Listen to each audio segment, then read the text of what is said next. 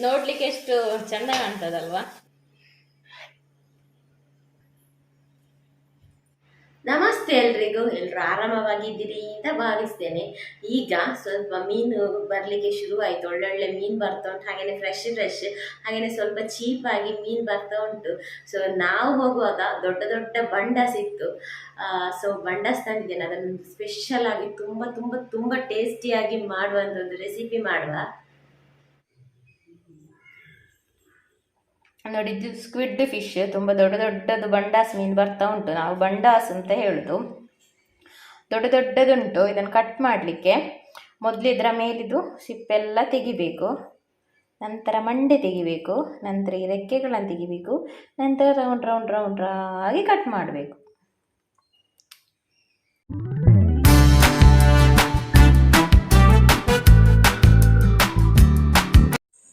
ಬಂಡಸ್ ಮೀನನ್ನು ಕ್ಲೀನ್ ಎಲ್ಲ ಮಾಡಿ ಈ ರೀತಿ ಇಟ್ಟಿದ್ದೇನೆ. ನೋಡಿ, ಹೊಟ್ಟೆ ಎಲ್ಲ ಇರದಂಥದ್ದು, ಮತ್ತೆ ಈ ರೀತಿ ದೊಡ್ಡ ದೊಡ್ಡದನಿಗೆ ಸೈಡಿಗೆ ಇಟ್ಟಿದ್ದೇನೆ. ಮತ್ತೆ ಇದರಲ್ಲೊಂದು ಸೈಡಲ್ಲಿ ರೆಕ್ಕೆ ಥರ ಬರ್ತದೆ, ಅದನ್ನು ಮತ್ತೆ ಮಂಡೆಯನ್ನು ಇಲ್ಲಿ ಇಟ್ಟಿದ್ದೇನೆ.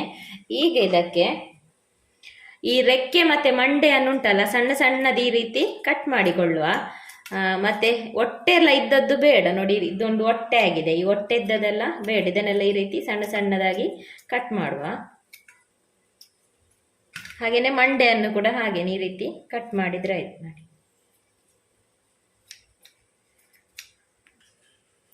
ಈಗ ಇದನ್ನು ಈ ರೀತಿ ಸಣ್ಣ ಸಣ್ಣದಾಗಿ ಕಟ್ ಮಾಡಿ ಆಯಿತು. ಬಂಡಾಸನ ಕಟ್ಟೆಲ್ಲ ಮಾಡಿದ ನಂತರ ಇಲ್ಲೊಂದು ಬಾಣಲೆ ತಗೊಂಡಿದ್ದೇನೆ. ಅದಕ್ಕೆ ಸ್ವಲ್ಪ ಎಣ್ಣೆ ಸ್ವಲ್ಪ ಒಂದು 2-3 ಸ್ಪೂನ್ ಅಷ್ಟು ಇರಲಿ, ಸ್ವಲ್ಪ ಜಾಸ್ತಿಯೇ. ಎಣ್ಣೆ ಬಿಸಿ ಆಗುವಾಗ ಒಂದು ಈರುಳ್ಳಿಯನ್ನು ಸಣ್ಣದಾಗಿ ಕಟ್ ಮಾಡಿ ಹಾಕ್ತಾ ಇದ್ದೇನೆ. ಹಾಗೆಯೇ ಸ್ವಲ್ಪ ಕರಿಬೇವು.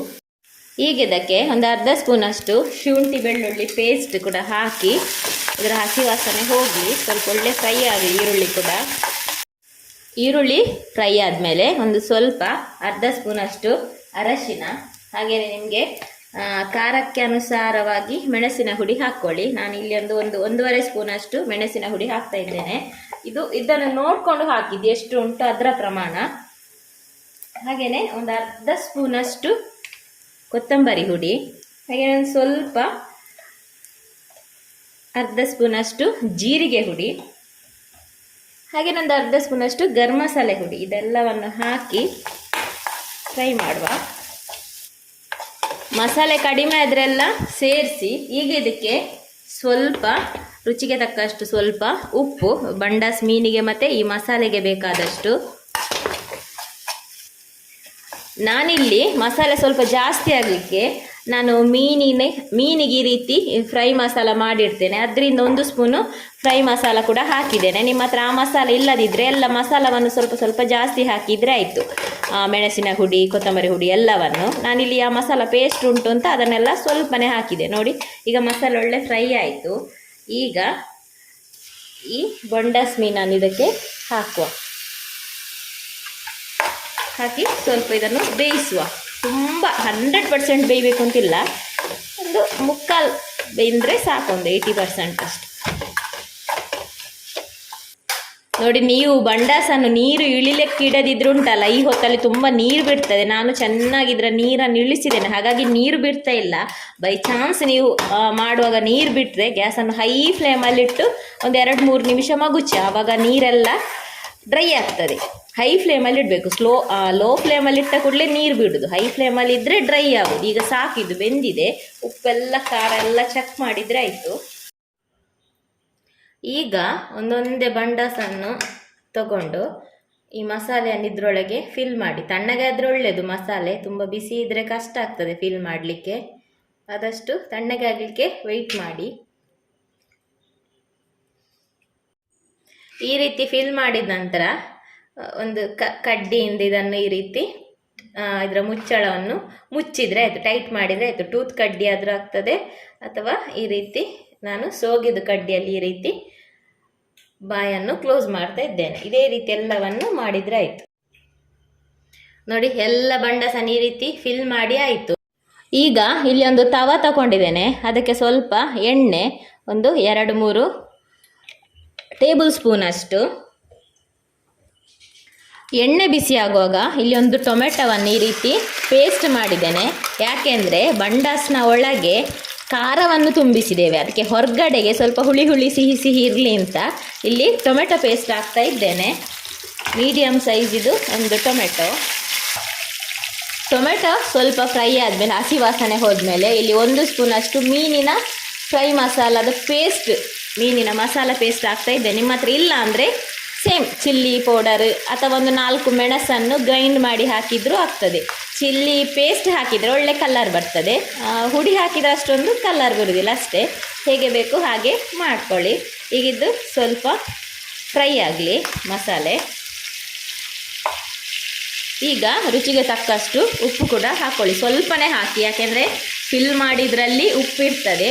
ಈಗ ಫಿಲ್ ಮಾಡಿದ ಬಂಡಾಸನ್ನು ಇದಕ್ಕೆ ಇಡ್ತಾ ಹೋಗುವ. ಲೋ ಫ್ಲೇಮಲ್ಲಿ ಸ್ವಲ್ಪ ಫ್ರೈ ಆಗಲಿ. ಮೇಲ್ಗಡೆ ಮಾತ್ರ ಬಂಡಸ್ ಬೇಯಲಿಕ್ಕಿರೋದು, ಒಳಗಡೆದು ಬೆಂದಿದೆ.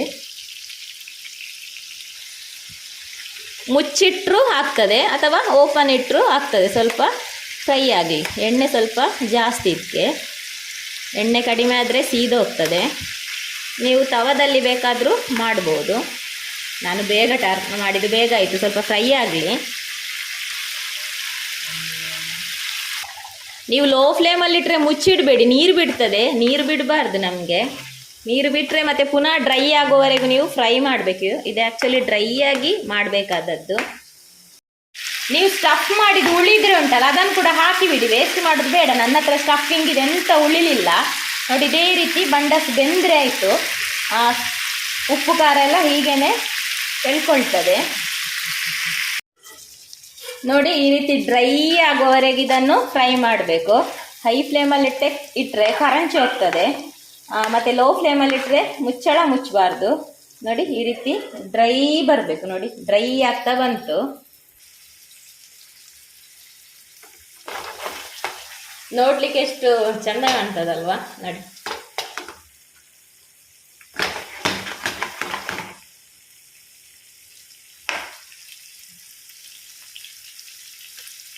ಹೀಗೆ ನೋಡುವಾಗ ಮೊಟ್ಟೆ ಅಂತ ಅಂದ್ಕೊಳ್ಬೇಕು, ಹಾಗೆ ಇದೆ.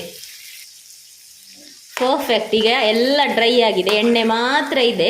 ಈಗ ಇದನ್ನು ಆಫ್ ಮಾಡುವ. ಇದು ಕೂಡ ಒಳ್ಳೆ ಬೆಂದಿದೆ ನೋಡಿ. ಬೇಯುವಾಗ ಗೊತ್ತಾಗ್ತದೆ ನೋಡಿ, ರಬ್ಬರ್ ಟೈಪ್ ಆಗ್ತದೆ ನೋಡಿ, ಗಟ್ಟಿಯಾಗಿದೆ. ಸಾಕು.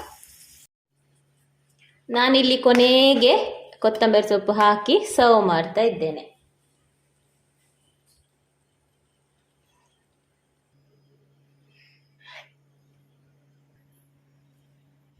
ನೋಡಿದಿರಲ್ಲ, ಒಮ್ಮೆ ಇದೇ ರೀತಿ ಮಾಡಿ ಬಂಡಾಸ್ ಬರ್ತಾ ಉಂಟು. ಮೊದಲೆಲ್ಲ 250 300 ಇತ್ತು, ಈಗ 70-80 ರೂಪಾಯಿ KGಗೆ ಸಿಗ್ತಾ ಉಂಟು. ತುಂಬ ದೊಡ್ಡದು, ತುಂಬ ಚೀಪಾಗಿ. ಇದೇ ರೀತಿ ಮಾಡಿ ಸಖತ್ ಸೂಪರ್ ಆಗಿರ್ತದೆ.